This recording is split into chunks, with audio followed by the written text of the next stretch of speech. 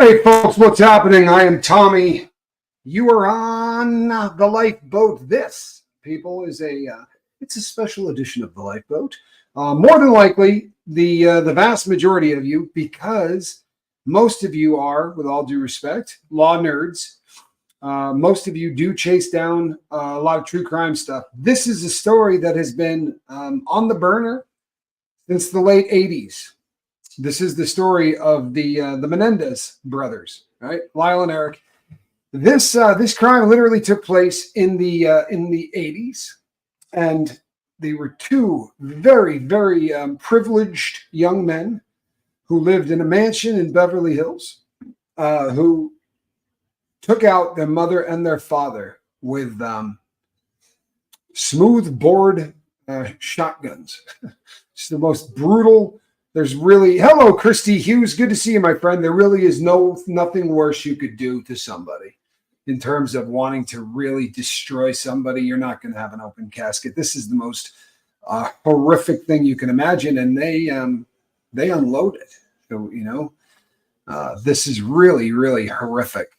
And Barbara Waite says horrific all the way around. That's really hard to argue with. And Carnisol, how you doing? Hey, Spike, good to see you. B Minor, what's happening? Allison Metcalf, Palumbo, Anna, Julia Rock, and Kathy. So glad you're all here.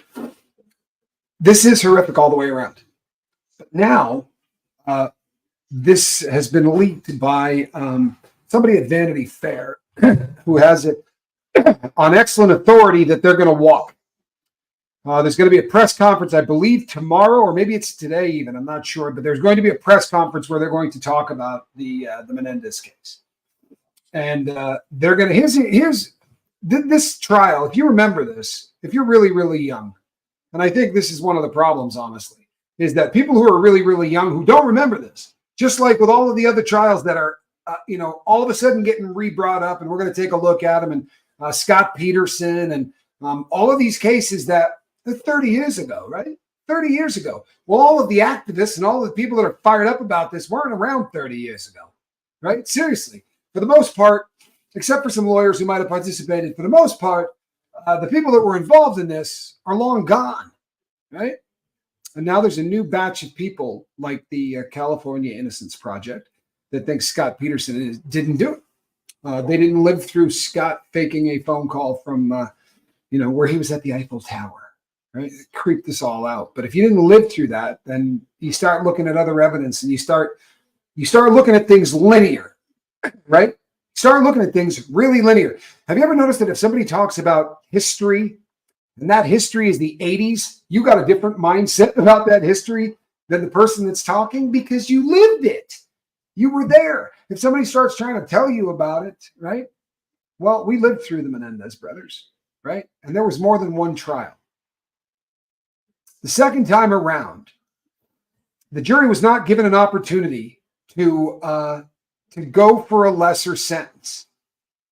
You follow me? Barbara says, I remember the prosecution referring to the defense strategy as the abuse excuse. That is exactly what they said. Now,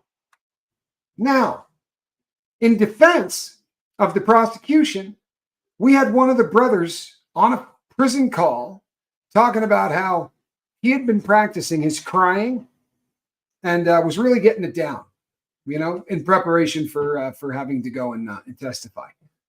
You know what? I don't know. I don't. I know the things that happened to me in my youth. I know how I've reacted to the things that happened to me in my youth. Thank God nothing ever happened to me from my parents. The things that they allege that their mother and father allowed to happen in their house is horrific. Allegedly. However, when you talk to most of the people around them, they say that there's no chance of that, right? So it really got to be this very kind of one side or the other kind of a camp in this thing, right? There are people who think these poor kids should never have served a day. And then there are people who think that they should never get out. They spent a tremendous amount of money really quickly after the parents were killed. They started to just spend money like playboys, right? Rolexes, Porsches, like they were really going after it. There's a lot of evidence to say that this was a premeditated murder. I'm sorry, I'm not trying to bum anybody out, but There was a paper written in college years before this was carried out that described exactly what was going to be carried out. That's kind of odd, right? It's kind of odd. But since then, the father, who used to be an A&R guy, right? One of these people that worked with artists at record labels, and he was working with the band out of Puerto Rico. Huge phenomenon, probably not with a lot of us, but in South America, these guys were like the Beatles, right? But Menudo was the name of the band. It's also a really tasty soup, if you don't mind tripe.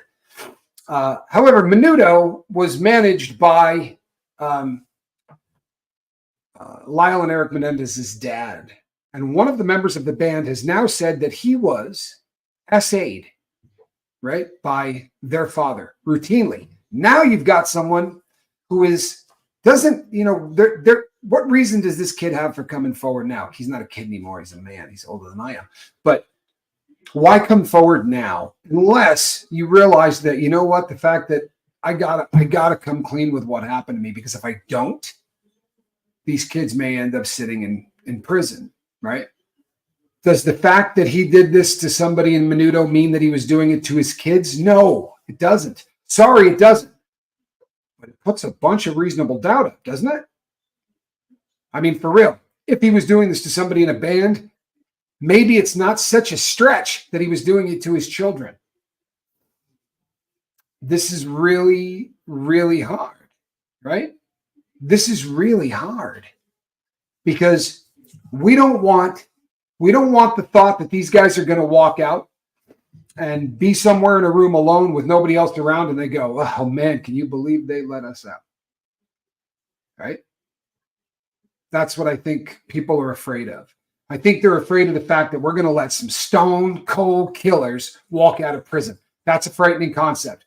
Rolling Stone, good to see you. Anna, what's happening? Hey, Yadira, glad you're here. And Christy, again, glad you're here. Barbara, welcome. This is a problem. I'm sorry, it is. Do you think this is justice? Do you think this is justice? Do you think it should be another shot at a trial? Because that's not what we're talking about. The rumor is they're going to resentence him. Now, in the second trial, there was only one option, and that option was premeditated murder. Murder one. They couldn't convict him of manslaughter. They couldn't convict him of a lesser sentence. The only thing that they could do was charge him with first-degree murder. And we all know how that turned out. There could have been a bunch of people sitting on that jury going, you know what? The only option is they killed him or they didn't kill him. They obviously killed him, right? They're not even denying that they killed him. But doesn't it seem like manslaughter should have been a really obvious, right? Why the hell would you not give them the odds? The second trial ruined them. I would let them stay at my house since I've been abused. There are a lot of people that feel exactly the way Christy Hughes does. In fact, I think it's probably more along the lines of 50-50 than it would be in any other direction. But these cases are painful. Christy says their mom was in on it. And you know something? If what they're alleging is true, she sure was. She was absolutely complicit in covering it up and making sure that they were able, that the continuing abuse, right, that the abuse was able to continue. If what is being alleged is the truth. And I'm not calling these guys liars. You understand this? I'm not. But I struggle with the phone call that says I'm practicing my crying, right? That's a tough one. I don't know how you reconcile that. No matter how much you want to, I don't know how you reconcile that, right? Would you have to work at that? For real. Mom and dad are gone. Even if the people that brought you into this earth were so bad that you had to remove them from the planet, I don't think you would have to fake crying about it, right? To me, that shows something really dark. And I could be wrong, people. I'm no shrink, right? I'm not. Amanda, how are you? And didn't the jury come out afterwards and say that they felt they had no choice? Yeah. this was absolutely a case where had they been given an opportunity to charge them with manslaughter, they would have. And you know what? They'd have been out a long time ago. And this is the argument, right? If they had been given anything but murder one, they would have been out a long time ago. I don't know how old all of you are, but this happened while I was in high school, right? So the amount of time that these cats have been in prison almost aligns with my my annual high school reunion. I don't attend them. If I did, these guys have been down a long time. They've been down a really, really long time. And if what they're alleging their dad did really happened, then they've been down way too long. The problem is, I absolutely can't answer this. Hello, Arabian Bard. Good to see you. I can bring up some things on both sides, right? Even the mother's own family knew, but didn't know what to do, says Christy Hughes.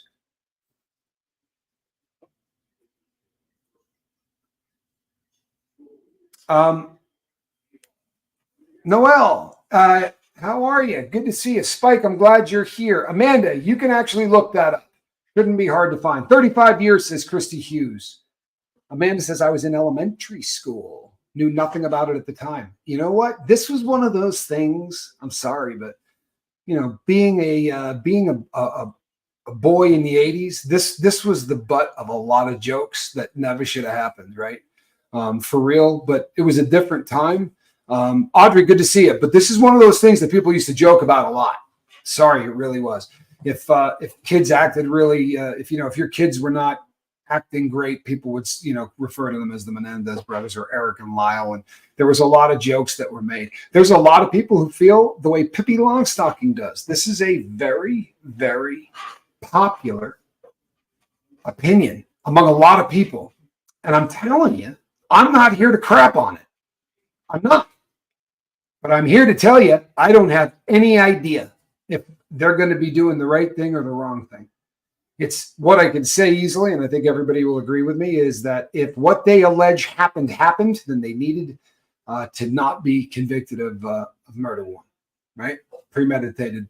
I think that if they were surviving that abuse for as long as they claim to have been surviving it, and there are people, I know the arguments, people. I mean, I've spent a lot of time on deep dive in this. I know all of the arguments, the people that say, but they were at the age where they could get away now, right? Like this is the time when they're going to be able to be gone, right? They didn't have to do what they did then. I can't judge people for things that they do because those things never happened to me. Thank God. Those things never happened to me. It didn't happen to me or my brother, right? We're similar in age difference between like the Menendez brothers. And I can't say what would have happened. I had great parents, but it's a pretty ugly thing. Phantom 6000 says, even if you buy that Menendez brothers were abused by their father, which is still questionable, maybe it should have been voluntary manslaughter, but how does that translate to their mother? Still murder. You know what? Can you, even if you come down on the other side of this, even if you believe that the Menendez brothers should be freed, this is a really hard. The reason that I say this is a difficult case is because this is a really legitimate argument. Now, what the brothers are going to say is that because mom was aware of everything that was happening there, that this enemy was a unit, right? As far as they were concerned, it wasn't like even getting rid of two people. It was like getting rid of this entity that had allowed them to be SA'd for AR'd their entire youth, right? That's the allegedly what they say, right? Pippi says, I remember the trial and I always felt so bad for them. There were a lot of people that did. Plus, they separated them in different prisons. Yes, they did. Now, they got back together. Eventually, they put them on the same yard. So they did get to see each other after a very, very long time. And that's, I mean, honestly, they could have kept them separate forever. I've seen father and son in the same yard. But normally relatives, it causes more problems. It's usually more dangerous than it is beneficial in terms of the prison.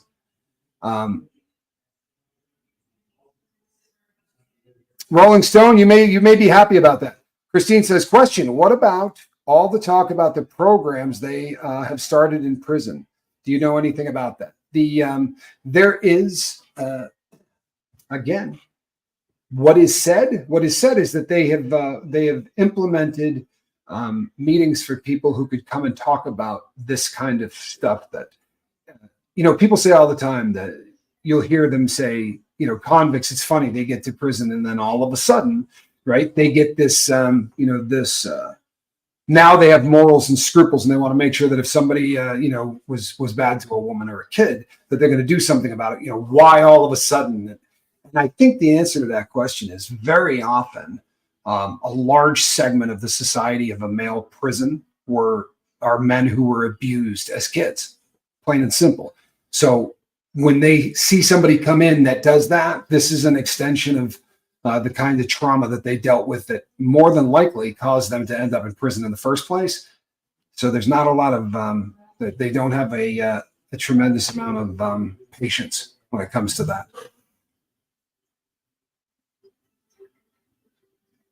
Thank you, Council of Saint Germain. I will take a look at that. I do like it when you guys recommend books. Imperfect Self-Defense. I mean, here's the thing. Why not give them a choice, right? Why not give them a choice? Why did you make them pick premeditated and nothing, right? Maybe because you thought it was a lock if you did that, and that if you gave them a shot at something like voluntary manslaughter, right, that they were going to jump on it. I think that that's basically, they saw this as a power play, whether or not it's right, wrong, or indifferent. It was a power play. And, Kestrel says, my mom thought they were guilty. Yeah, well, a lot of people do. Tommy Bird says you wouldn't have to fake cry over that. It's one of those things.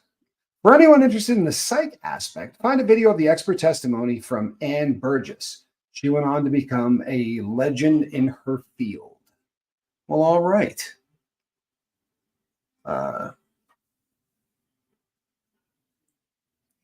Hold on. Noel. I think there's a lot of people who are going to feel like Noel does. People who are going to say, you know what? I endured this. And I didn't kill anybody. And again, I promise you, no one is going to come out with an argument on either side of this that doesn't hit me square in the chest. For real. I've done time, right? And the idea of sitting in a prison cell for something that in other words, they're guilty, right? They had those things in their hands. They pointed them at. They are the people who removed those folks from planet Earth. That's not debatable. What's debatable is why they did it. And if it was done because of what the kids allege, then 35 years is too much time. And they should have been given another option as a jury on which to rule. I agree with that. However, everybody that comes down on either side of this, I have no problem whatsoever seeing your point. I think this is one of the most fascinating things that's going to happen to our legal system that I can remember, because this is going to get. I mean, this is if you lived through this, if you were of a certain age when this case happened, this is one of the cases that I honestly believe kind of started the genre.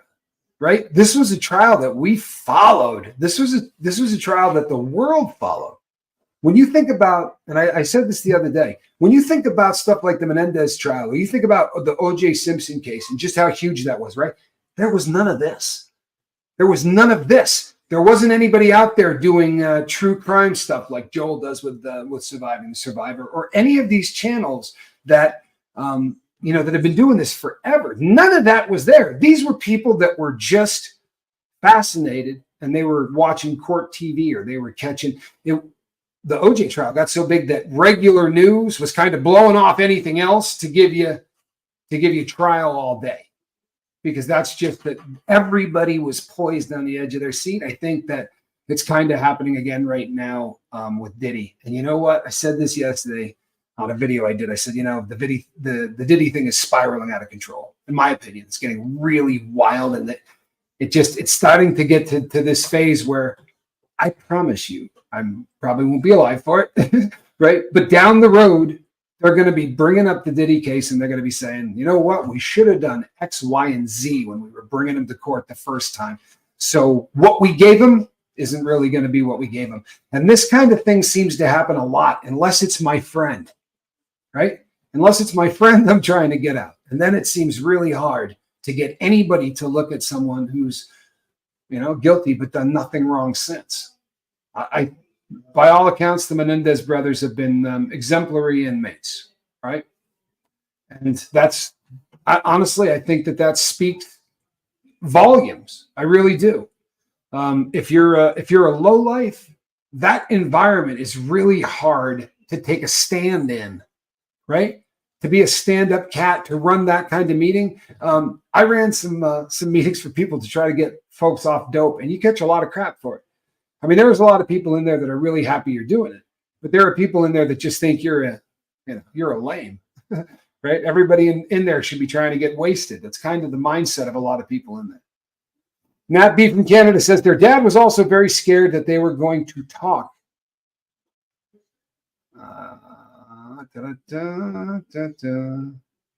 Wow, I don't know where that went. Their dad was scared that they were going to talk because of them going to college, and threatened to unalive them.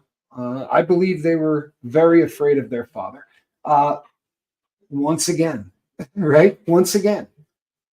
It's a beautiful argument, isn't it? Honestly, I'm not sure how you cut that down. The way that this case looks to me is that instead of trying to counter anything that someone says, it's just like they put on something and it becomes literally like scales of justice, right? It's like, okay, well, that's really rugged, but what, this makes it, and honestly, there's these the scales of justice on this. This is about as rugged as anything I've ever had to look at. Not cut and dry, is it? I mean, in any way, is this cut and dry? No matter what happens, people are going to lose. Laura Lee Smith, glad that you're here. Hey, Graham. From Derbyshire in England. I love it. I really do. Welcome to the boat. Very cool. And for everyone that's joining me from the program that I've been doing with Sean Atwood, I am having a ball over there. I really am. Welcome to the boat. And Gascon will seek to release them. He's down 30 points. You know something? Well done. Well done. Right? Well done. Thinking caps. Thinking caps. We're in an election year, right? These people are elected or not elected. And there is an upswell right now. There is a large group of people right now that could affect this guy's career that want to see the Menendez brothers walk out. And if this is playing a part in that, that's disturbing as well. It is, right? Whatever's going to happen should happen, regardless of whether this was an election year or whether this was not an election year or whether this is going to swing a hell of a lot of TikTok votes, right? A lot of people online. You know what? Chase the heat. Johnny asks, will they be on probation for a period of time, or are they simply walking out free? The details of this have not been released. My guess is that they're going to take something like an Alfred plea kind of a thing to a different charge. That would be my guess. Where they're going to plead to they're going to give him a manslaughter. They're going to give him something else that they can that they're able to. They're not going to want these guys suing, right, over wrongful incarceration or anything like that. I'm sure that there's going to be a deal cut of some sort. Yeah, you know something? I understand, Christy Hughes. I really do. Again, how do you argue that? How do you argue that? If what these boys are alleging, right? They were young men when this happened. They were boys still when this happened, honestly, especially the younger of the two. These guys were still really, really young men. And if he started doing this to him at 6 and 8, right, this went on for a very long time. If what the boys allege is real, this is awful. This is absolutely awful. Kestrel says they can't inherit, right? I don't think they could, but that would be a very interesting. Question. It's a sad subject, says Tweeter, but still murder. This is going to be tearing people apart, honestly. And you know something? It's not going to tear people apart here. We have a group of people that are honestly. I'm pretty proud of the fact that the people that show up here, for the most part, are pretty deep thinkers. And I think I challenge anybody, no matter which side of this equation you're on, it's not a stretch to look at the other side, right? This is not one of those situations where you go, I can't even imagine the other side. There are victims in this, right, that are living in hell now. There are people for whom the death of relatives and the death of friends that you thought that justice was served. There are people who believe wholeheartedly that this is what the jury should have done and what the jury should have found, whether you believe that or not.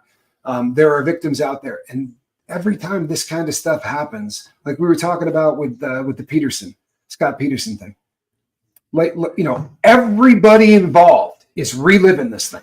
Everybody involved. And I had so many emails from people in the last 24 hours that said, in your country, does life not mean life? This is a recurring question from people outside of the United States. They want to ask convicts, does life not mean anything even remotely like life? Because it seems like a lot of the people who have been given life sentences are now getting let out. Court TV used to be great.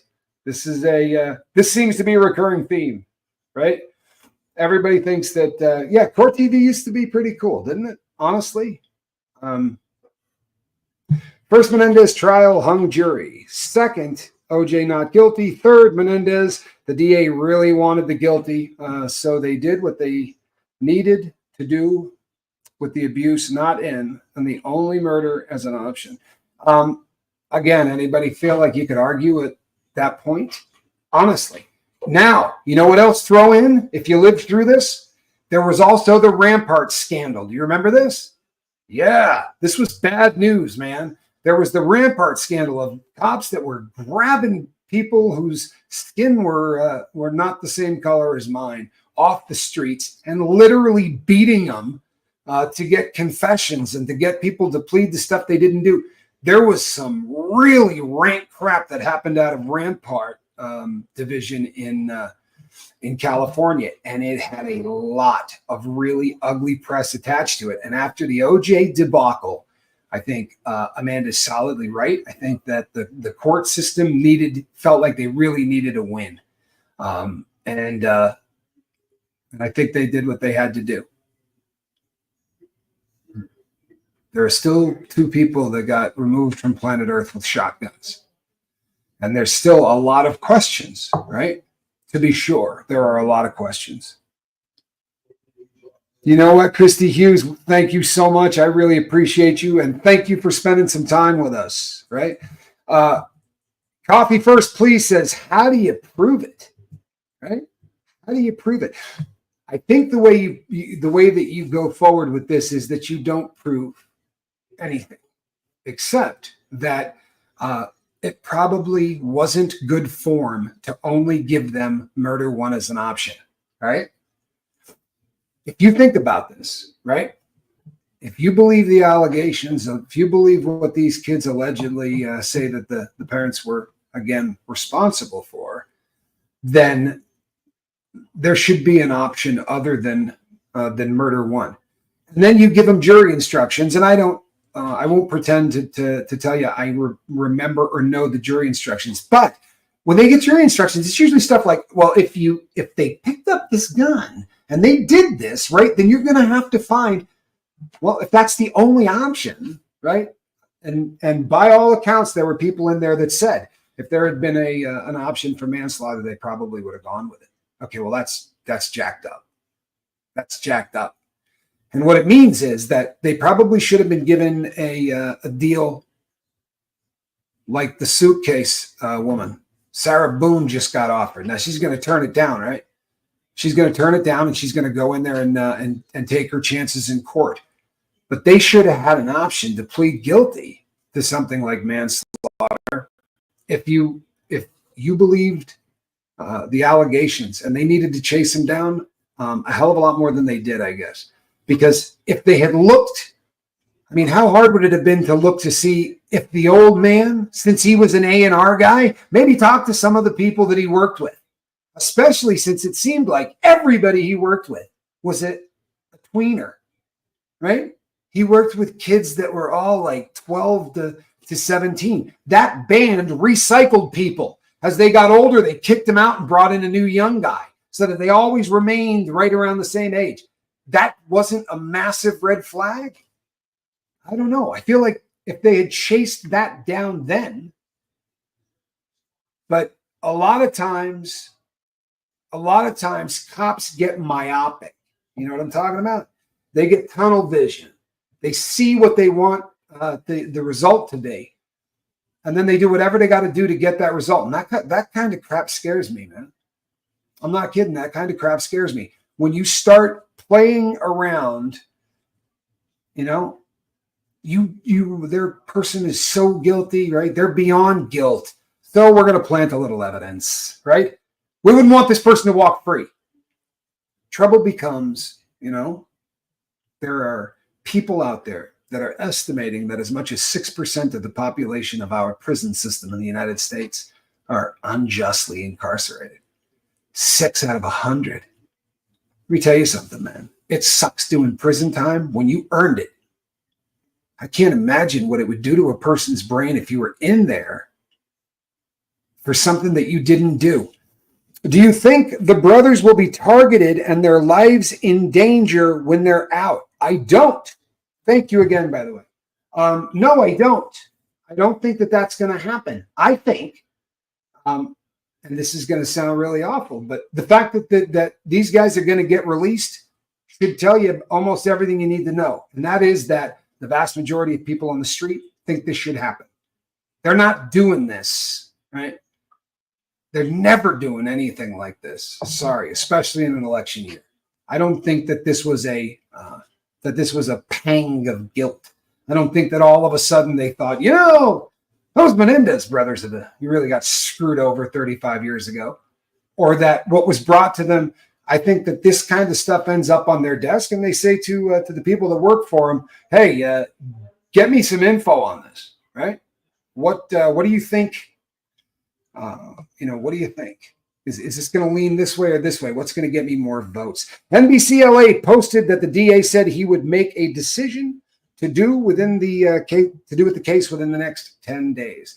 The leak is coming out of Vanity Fair magazine. Allegedly,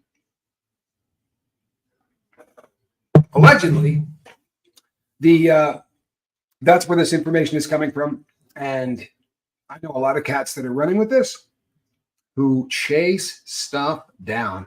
So I think we're going to be seeing them. I think we'll be seeing them free. Rose Toast says we'll be wild trying to acclimate. I cannot imagine, right? Can't imagine. These people did 3.5 times, I guess, right? Well, at least 2.5 times what I did. I can't imagine. These guys went in.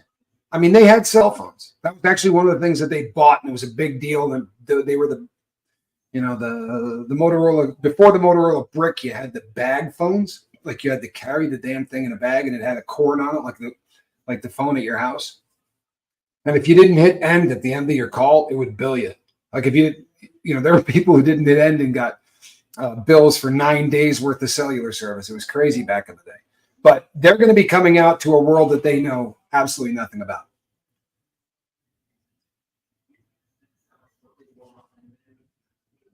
Graham says it's a common thing for people who are abused to turn abuser. I believe they were abused for generations of abuse. That You know what? I certainly couldn't prove one way or the other. It has been my experience that very often people that people who are victimized sometimes do victimize other people. That happens often. However, very often I see people break the cycles too, and I think that the more people, the less stigma that is attached when a male comes forward and says, "You know what, something happened to me as a kid," the more that gets accepted, the more that people don't feel like the huge stigma that always goes along with that kind of stuff, or the fact that if it happened to be a woman that did it to you, there's that, come on, you scored, kid, right? I mean, how lucky are you? Every guy wants to teach her that, and maybe that's just not the case, right? One such person went on Joe Rogan, and he had a head in his freezer. Good Lord. Joe Rogan is heavily sus, says the Count of Saint Germain. Matrix Rabbit says abuse in any form is unacceptable. These boys were abused in several ways. They could have used their evidence, would not have gotten convicted. Well, they certainly didn't get convicted the first time, right? It is. I understand why people out there go, they got life without the possibility of parole, right? And now at 35 years, you're going to let them out.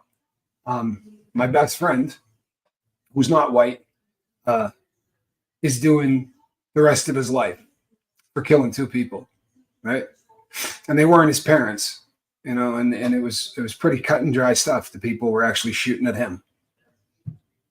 But it becomes painful to a lot of other people who look at this and they go, you know what, man, there's a lot of brown folks that, don't seem to get the same kind of press.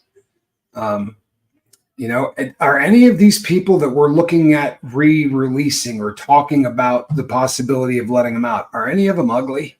I'm not trying to be a dick, but honestly, you got the Peterson, Scott Peterson. I mean, that was a handsome dude, right? He looked like he could have been a Superman version of Clark Kent in Smallville, right? The Menendez brothers, these weren't ugly cats, right? These were two preppy kids from the 80s. I think that very often the people that a lot of attention gets to tend to be not very tan. And sure as hell like to see my friend get out. And I would be willing to argue that my friend has done more since getting incarcerated to leave the earth a better place than he found it than the Menendez brothers did combined. Not being disrespectful, but my guy's been fairly amazing since he got arrested. You know what? I respect the hell out of you saying that. I really do. And there are people that are going to read that today who are going to take away from that. For real. This is how stigmas get knocked down. For real. When people say stuff like, this happened to me and I survived this. And it's one of the reasons that we're really quick to throw people off of this boat. Sorry. But we're going to make sure that people respect everybody here, because people say things sometimes that are very, very difficult to say. Right? And they're going to be respected, I promise you. Right? Or you'll disappear. Todd, these are the Menendez brothers are looking at being released. This is a leak that came out of Vanity Fair magazine. There's a press conference that is going to be coming up where they're going to talk about the fact that the second trial was really kind of stacked, for lack of a better way to put it. It kind of looks like the fix was in the second trial. They needed to win this one. They were going to win this one. It didn't matter what. So they didn't give the jury an opportunity to convict for anything but premeditated murder one. Didn't give them an opportunity for something like justifiable homicide, right? Voluntary manslaughter, murder two, right? There should have been like very often there's a whole litany of stuff that they needed a win. right, made a great point earlier. They needed a win, right? There had been some ugly cases that had gone through that, and it just wasn't looking good, especially after OJ. I mean, God almighty, they were looking bad after OJ, weren't they? They needed a win, and this was such a high-profile case that the first time they tried them didn't work out for them. So the state changed the rules. I mean, whether or not they did it or didn't do it, the state changed the rules in the second trial to make sure they could win. And that should make everybody uncomfortable, right? Christine says, it looks like their family will be surrounding them. That should help. I believe one of them did get married. And I'll tell you something.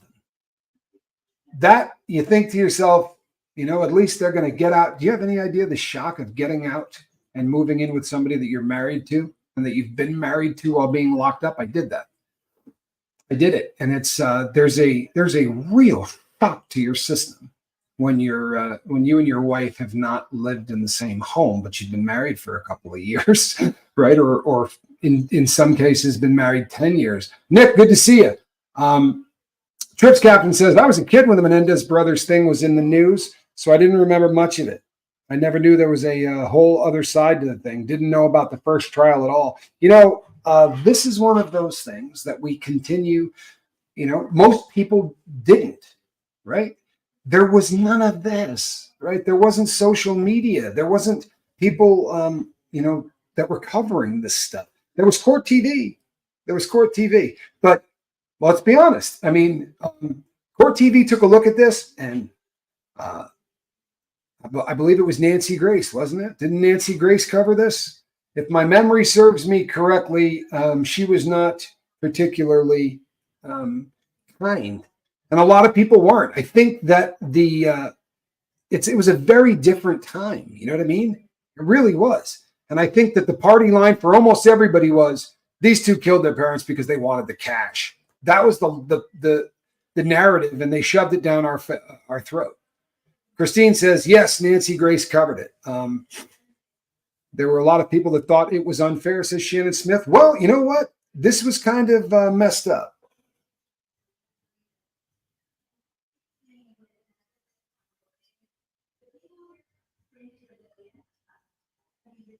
Oh, there you go. Well, Todd, this is a super, super gnarly old case. 1980, late 80s, this happened. And this was Beverly Hills. Huge, beautiful mansion in Beverly Hills where two brothers came home and unloaded on their parents with shotguns. Really ugly. Now, there was a lot of the brothers maintained that they had been essayed, right, assaulted, AR'd by their father for what had been, I think, about a decade, right? And the mother, allegedly, the mother knew about all of this and did everything she could to make sure that nobody ever found out about it.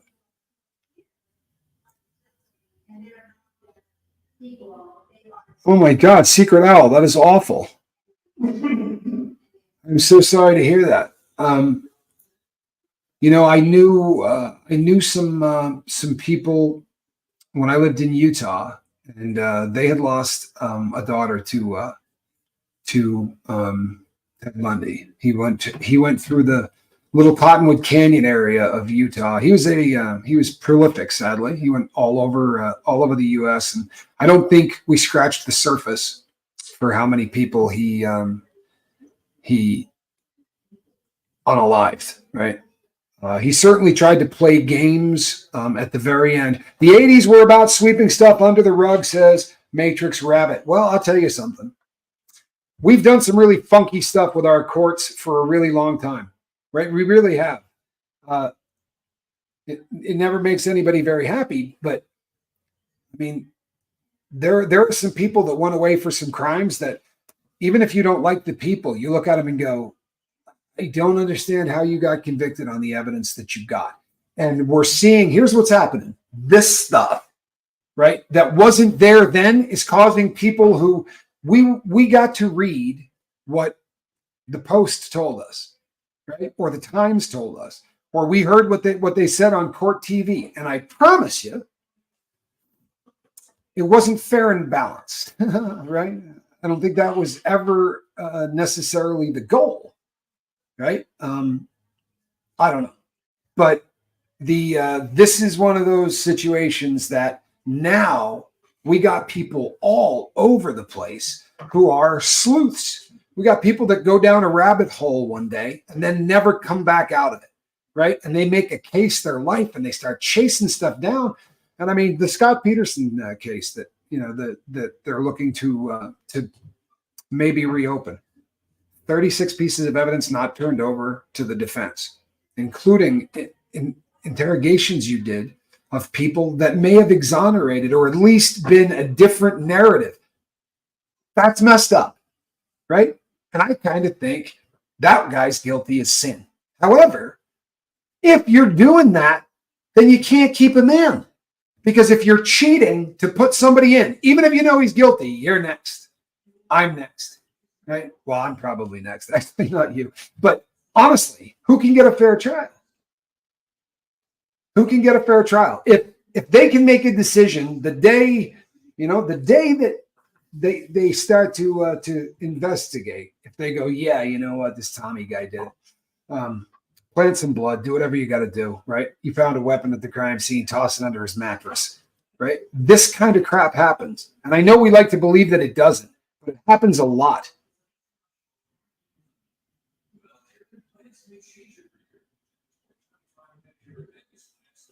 Really? I will have to check that out. Thank you.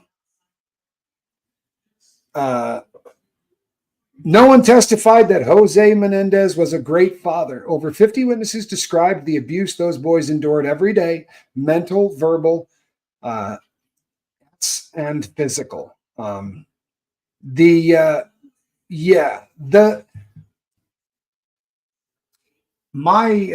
memory was that there were a lot of people that testified that they were really strict parents, that the father was a taskmaster to the point that it was just brutal. But I don't remember a ton of people saying that they thought that the boys were SA'd. Not at the time. My memory is that happened later. I could be wrong, and if I am, TC, I apologize. I'm not where I used to be. Yeah, well, look at that. Relatable Reese is here, also a criminal. She's new to it, but took to it just like a pro. Matrix Rabbit says CNN just went live when OJ started. I absolutely remember the slow Bronco chase, and it was crazy. There was not. I don't remember a time when the whole world was watching anything like that. It was stupid as hell, but the whole world was watching it. Not only did we do it together, it's on film. If you want to see us, allegedly stealing stuff, it's out there. Murders were falsely attributed to Ted Bundy. In some cases, showed evidence of 2 or more people involved. You know what? Here's the thing with and Bundy was an absolute lowlife. And at the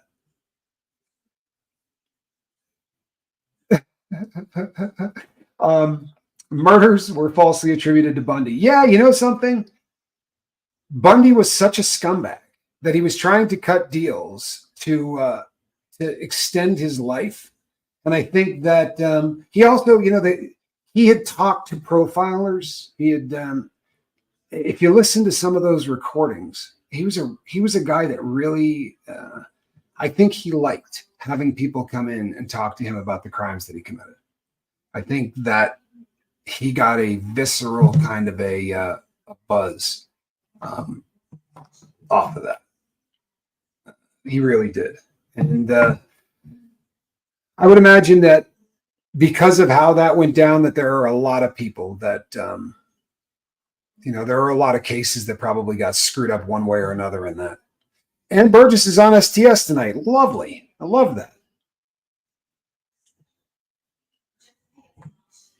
Kathy Ann, do what you do.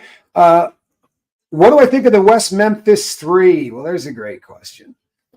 So while I was incarcerated, Damien Eccles wrote his book, He had, and this was right after. So he wrote most of it on death row. But I got when I started reading this case, they were just getting to the point where they were where they realized what a miscarriage of justice that was. I mean, honestly, you know what tied those people to the crime? Their love of a certain type of music. I mean, honestly, they had nothing on those guys. And what's sad is that, you know, when you do something like that, the person who is guilty walks, right? Remains out in the real world, and that's really disgusting.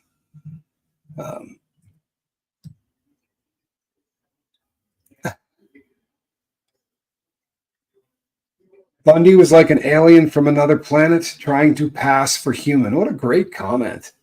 Huh? What a great comment. You know, Tiffany, I can't tell whether you're being funny or not. And that's never a good thing, because if I can't tell if someone's being funny or not, that's never a good thing. You feel me? He showed up at the park in his Volkswagen Bug a few times. Now, my now wife and her sister were always together, except the one time. That is terrifying. And yeah, he had that gold Volkswagen. The way that when you study that case, the fact that he was able to escape, right, and get out and do the things that he had done multiple times, right? We really we give him credit for being really super intelligent. I also think that some of the people he was dealing with in law enforcement were really freaking stupid. I mean, honestly, the fact that like dropping out of that the window at the law library, like that to me is absolutely astounding. You know, I've been in a lot of law libraries, man, and it's just I don't know.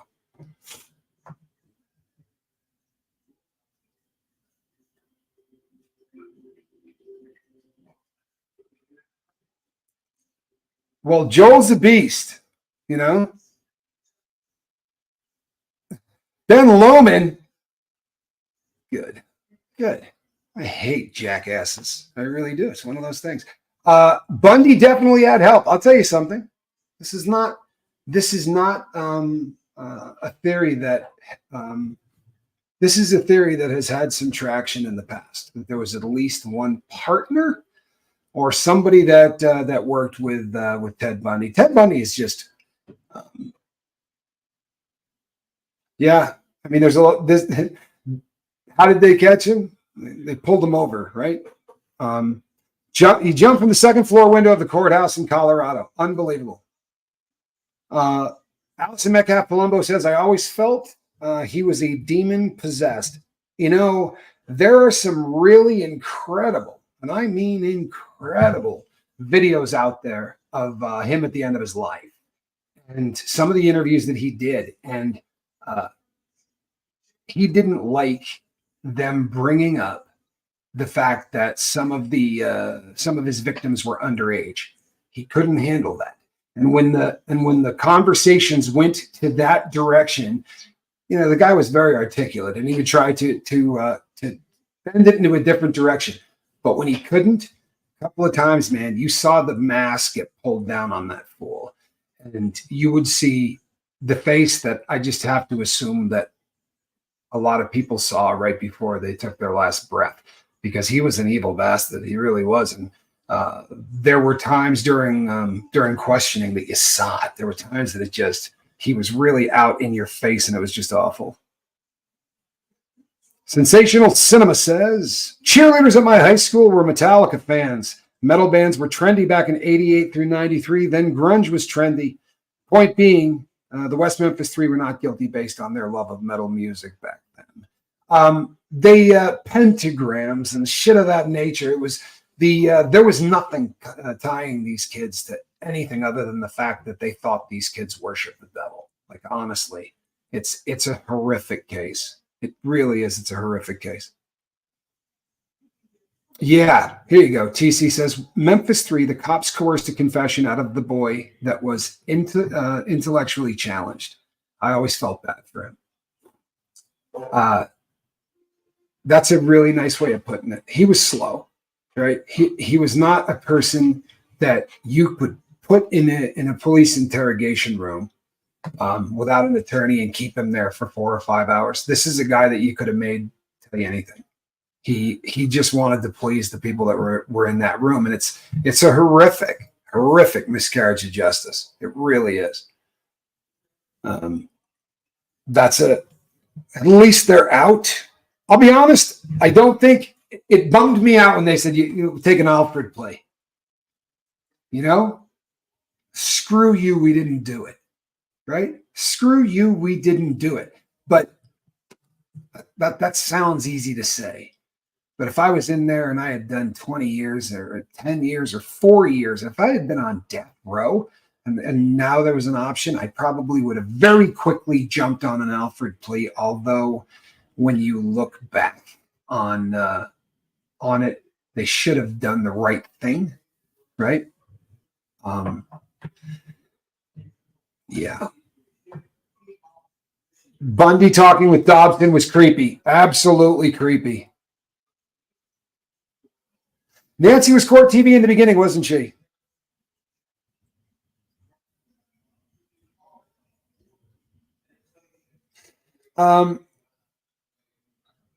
Bundy has to be the scariest killer because he could act so normal. Bundy had the thing that used to creep me out about Bundy was he had a plan, right?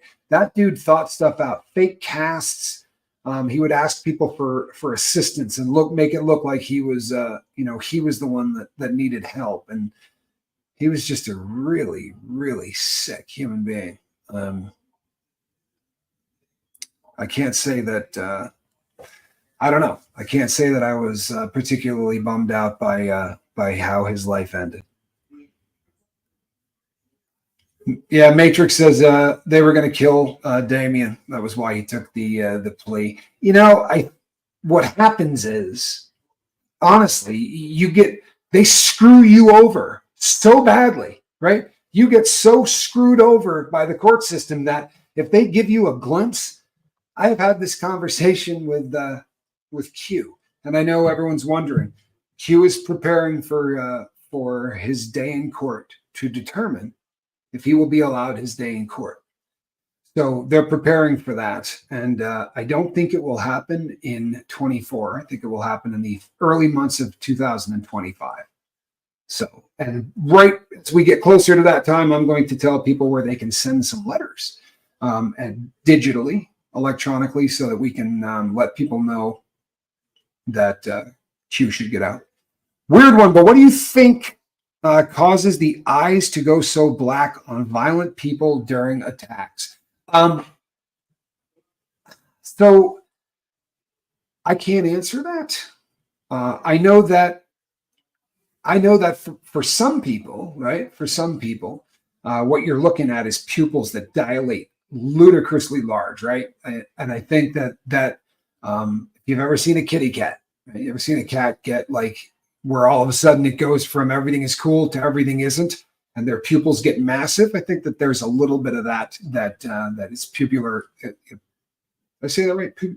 Pupils expanding. I think it has a lot to do with it. But there's also something just dark. And if you've not been in a few fist fights in the course of your life, then you probably are not 100% sure what I'm talking about. But every once in a while, right? Fistfights are a reality in prison that you're not going to escape. It just happens.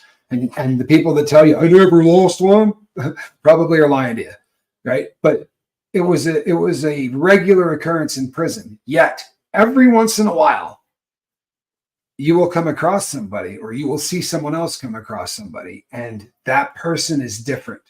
And when that fight starts, they're not looking at you like, oh, this is me and him, and this is a disagreement, and we're going to figure this out. The look is, I'm going to take you off this planet. And those people usually have to be stopped, right? They go into this kind of, they go somewhere else. They really do. I've seen some really disgusting stuff in prison of people that I promise you were no longer there. Like the fight was taking place, but they had checked out 30 or 40 seconds before that. It's the level of violence in a U.S. prison is disgusting. It really is. And you know something? It's not that inmates deserve, club fed. I've never been that guy. I never thought anybody should get it easy or any of that. I'm not a bleeding heart, but I do think that people should be. I think that people should be given a break. Doing time shouldn't be. You shouldn't be getting sentenced multiple times, right? You shouldn't have to endure hell on top of being separated from family and from everything else. But it really is kind of the way it goes.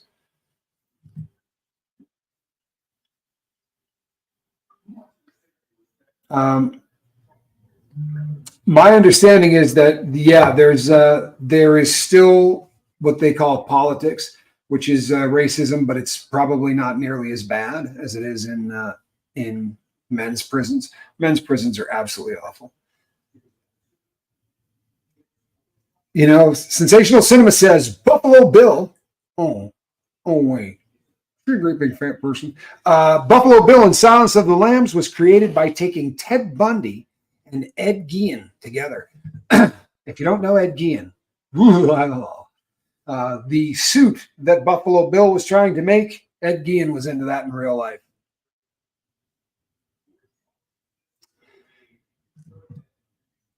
Yeah, the Rolling Stone. It's a disturbing concept, and I should apologize for not thinking that.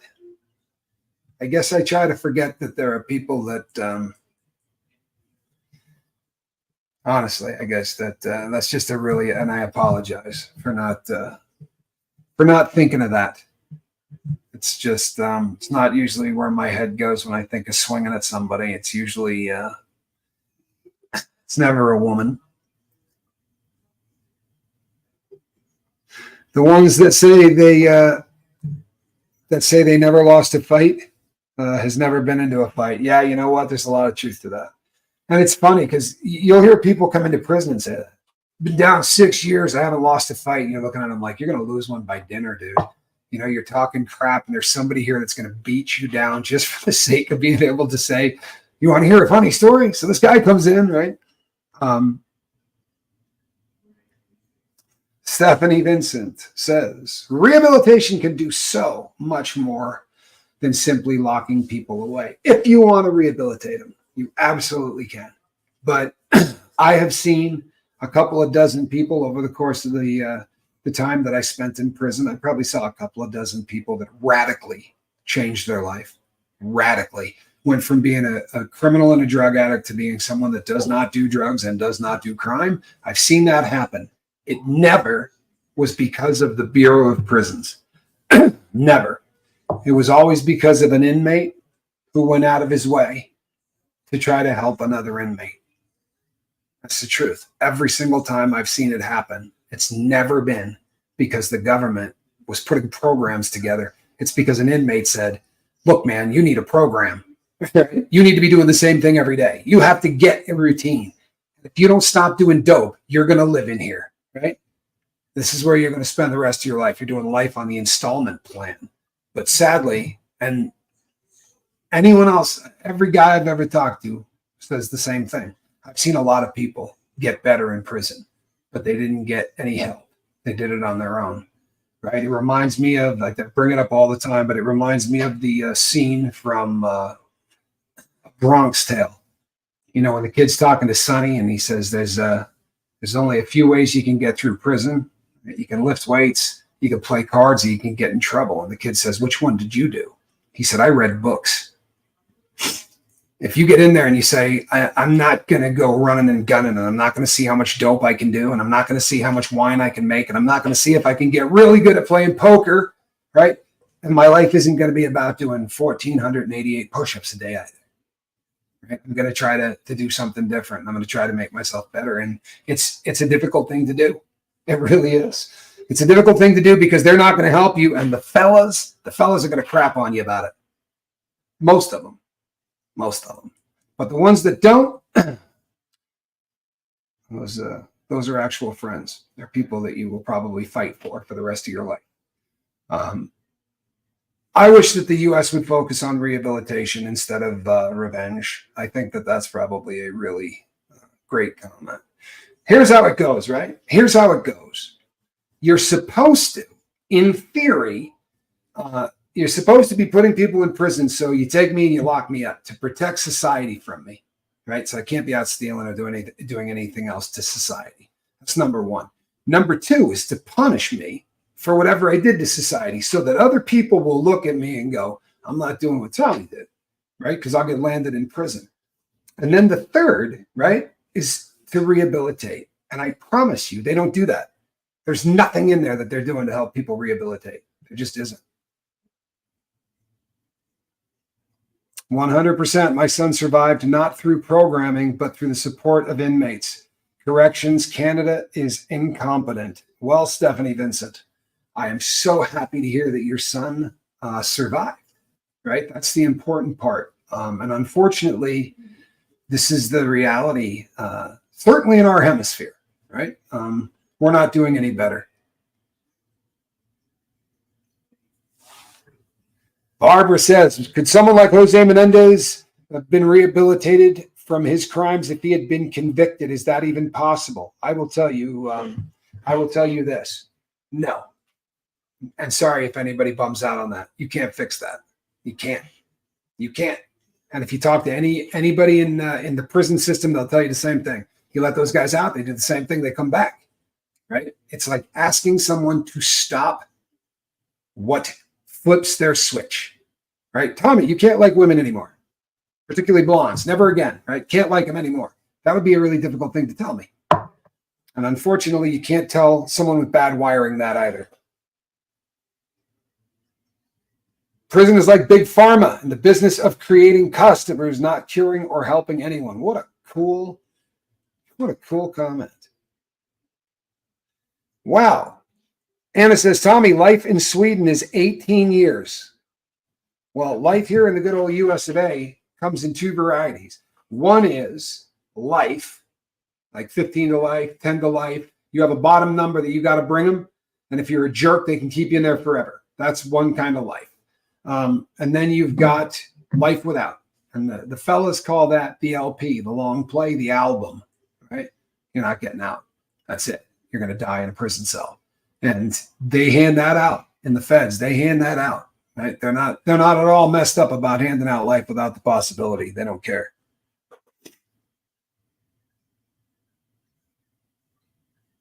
Laura Lou, one of my favorite statistics is that hard to believe, but America is only 4% of the population of this planet, but we're 26% of its prison population, right? 26% of all inmates on planet Earth are imprisoned in the United States, in spite of the fact that we only make up 4% of the population. That's messed up. Sorry, that's messed up. V. McWilliams, replay crew, it's my birthday. I took a nap. Happy birthday, V. McWilliams. That's awesome. I'm so glad that you shared that with us. Really, happy birthday to you. Happy birthday to you. Happy birthday, V. McWilliams. Happy birthday to you. I'm glad you're kicking it with us. Allegedly. How much do you think the prison system would benefit if the mental health asylums had been corrected instead of abolished in the U.S.? I'm not smart enough to answer that question. I've read a bunch of books that talk about this, but I'm not smart enough to answer this question. What I will tell you is that the vast majority of people that I met in prison were mentally ill, myself included, right? So I think that, and I will say this too, I'm white.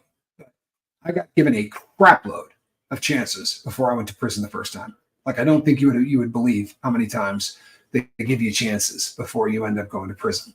If what you're doing is nonviolent. I was a thief, right? And I got caught stealing all the time. And it was not something that was going to send me to prison. I remember a cop once laughing because I said to him, this is it. This is the one that sends me to prison. And he goes, no one goes to prison, right? Big laugh. And it wasn't the one that sent me to prison. I had to do about 2 more, but I most assuredly went. I agree, Rocket Queen. Here's the thing with people like the Menendez brothers, regardless of whether or not they did it, didn't do it, whatever, what they do is drive me insane that my best friend is still in prison. However, we're doing everything we can. Okay? We're doing everything correct so that we can get him out. And that's the best that we can do.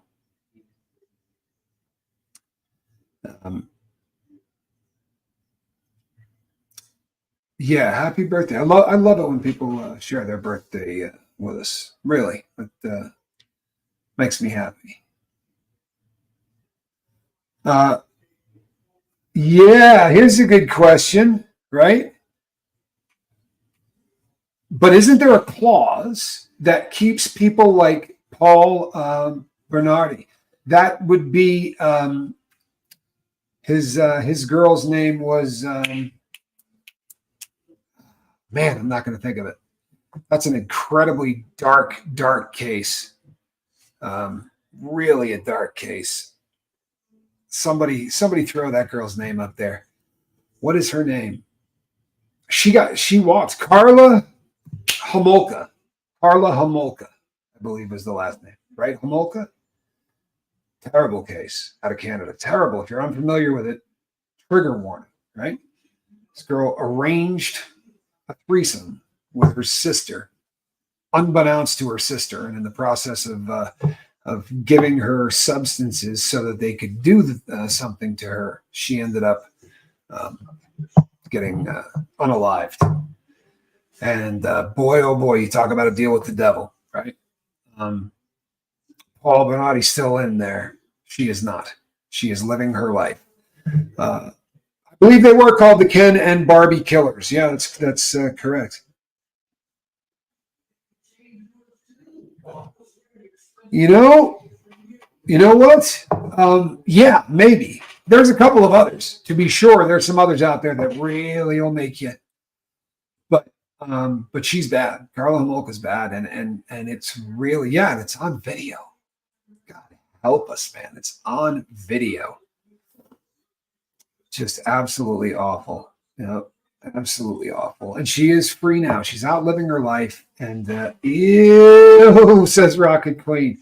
Lacey Silver, I'm glad you're here. TC, thank you for all of for weighing in. I appreciate everybody. This brings us to the conclusion of our daily broadcast. Now, I may be back later tonight, but the point is this. This is the Menendez thing. I love you. I don't care what side of this you come down on. I could argue it, right? I could make a hell of an argument for either side of the Menendez, and that says something odd. I don't think that comes up very often, right? I don't think it comes up very often that you literally could go in either direction. Just in time for Jeopardy, boy, I'm hooking people up. I'm hooking people up. If you're just in time for Jeopardy, I definitely did something right. All right, people. I am Tommy. I will see you on the next one. Lazy animal is not in the basket. Between now and the next time I see you, reach out and try to save somebody. Bye-bye.